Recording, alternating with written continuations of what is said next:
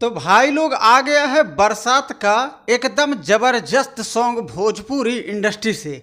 लेकिन मैं आप सभी को बता दूं कि अभी सावन का महीना चल रहा है और लोगों का बरसात का फील लेना है। जी हाँ, तो आज के इस वीडियो में हम बात करने वाले हैं भोजपुरी के सुपरस्टार प्रमोद प्रेमी यादव। बहुत सारे हरकतों से सोशल मीडिया पे एक्टिव रहते हैं और वायरल भी होते रहते हैं।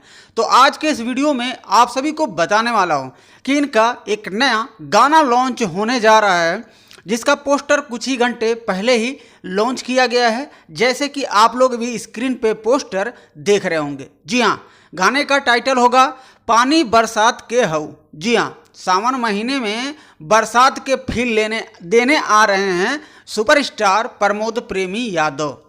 इस गाने के राइटर होंगे रवि यादव जी और म्यूजिक दिए हैं इस गाने में अभिषेक तिवारी जी।